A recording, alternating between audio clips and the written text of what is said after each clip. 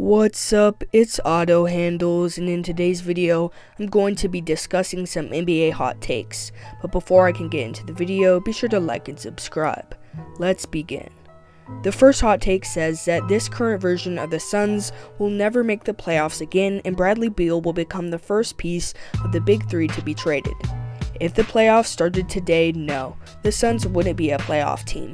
I get things wrong sometimes, but one thing I was right about was not jumping to conclusions when Phoenix started the season 9-2. Sure, it was a perfect start for them, but I knew there was no way that they could sustain that, and as it turns out, I was right.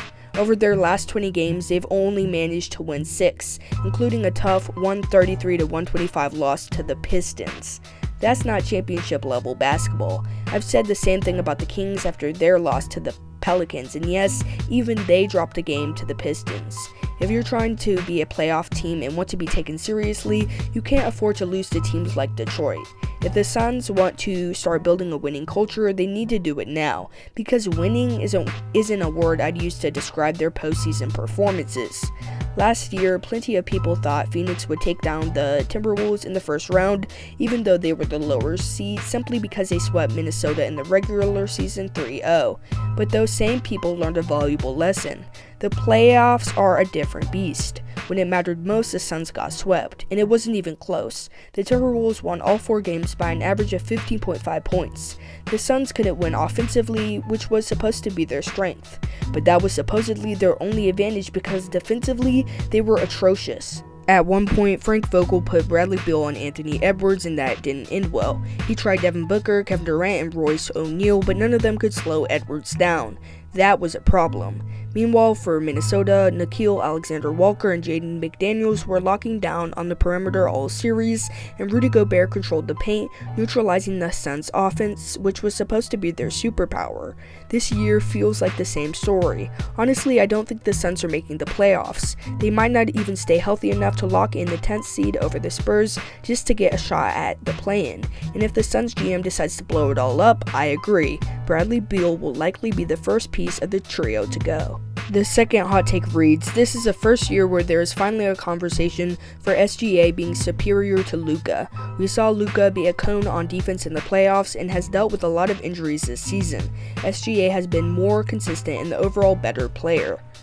I'm going to agree with this one. If Luka had been more available this season, it might be a different conversation, but right now, currently, I'm taking Shai over Luka. Here's why. SGA brings it on both ends of the floor, while Luka is the type of player the Mavs had to hide defensively in their series against Boston. Then there's team success. Shai has led his team to a better record for 2 straight seasons despite having a younger, less experienced squad. Meanwhile, Luka has one of the best co-stars in the league in Kyrie Irving, who, by the way, is keeping Dallas afloat while Luka's out. Shai doesn't have a Kyrie-level player next to him. Shai is a clear-cut best player on his team. Sure, he's got talented guys like J-Dub and Chet Holmgren, but Chet has missed time due to injury. I'm not saying OKC isn't talented, because they are. But if we're talking SGA versus Luka, especially this season, I'm still taking Shai. Look, if you're just going by the numbers and not counting this season because Luka's been hurt, then yeah, Luka looks like the better player just off of stats. But the thing is, the player I watched in the finals didn't impress me. One play that stuck out was when he tried to take a charge on Jaylen Brown at the 3-point line and ended up getting called for a blocking foul late in Game 3. Mistakes like that just can't happen in clutch moments. And it's carried into this season. Everyone's seen that defensive breakdown against the Jazz, the one that led to a dunk and cost the Mavs a game. It's hard to picture Shai making that kind of mistake. If the roles were reversed and OKC was in the same situation, winding down against Utah after a clutch 3 by a teammate, Shai's not losing his focus. Dallas would have gotten their bucket and all they needed was one solid defensive stop.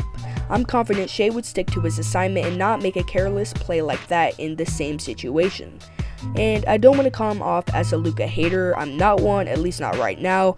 Maybe I will be someday, only joking. But I have enough sense to admit that Luka is clearly the more generational talent. But lately, he hasn't been playing up to that level. And because of that, I'd say SGA is a better player at this moment.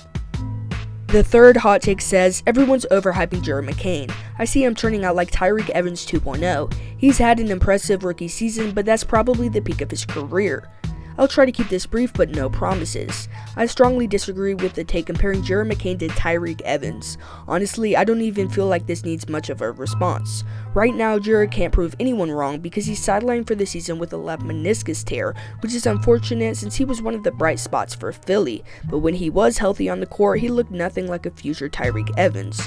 For anyone unfamiliar with the comparison, here's a rundown. In 2009, Tyreke Evans was drafted 4th overall by the Kings. As a rookie, he averaged 20 points, 6 assists, and 5 rebounds, joining an exclusive club with LeBron, Jordan, and Oscar Robertson as the only rookies to hit those numbers of 20, 5, and 5. Evans won Rookie of the Year and expectations skyrocketed, but that rookie season ended up being the highlight of his career. After that, his production dipped and he bounced around the league until he was out of the league by 2019 due to some off-court issues. Here's why that won't be McCain's story. First, Evans' career stalled partly because he never developed a consistent three-point shot, a crucial skill as the NBA shifted towards perimeter play. McCain, on the other hand, thrives in today's NBA with his shooting and overall fit for the modern game. Second, McCain doesn't strike me as someone who will derail his career with the kind of trouble Evans faced off the court. In short, Jared McCain is built for the league today, and I just don't see the Tyreke Evans comparison holding up. The final hot take says that the Cavs don't make it past the first round of the playoffs. So I guess it's safe to assume that this person isn't buying into the Cavs as true contenders, and that's fair. A lot of people feel the same way right now. Personally, I think Cleveland's place in the standings makes them look a little better than they actually are. I don't believe they're on the same level as the Celtics, even if the record suggests otherwise. I'd also put the Knicks and Thunder ahead of them. But beyond those teams, I think it's wide open. The Cavs can absolutely compete in a playoff series against just about anyone, even the teams I just mentioned. It really comes down to one question. Do you believe in Donovan Mitchell? Is he capable of being the number one option on a championship team? The Knicks have Jalen Brunson, the Thunder have Shai, the Celtics have Tatum, and the Mavs have Luka. People tend to put those guys a step ahead of Mitchell no matter what he does. It always feels like he's just slightly below that tier. At the very least, I see Mitchell as a player in the same category as Trae Young.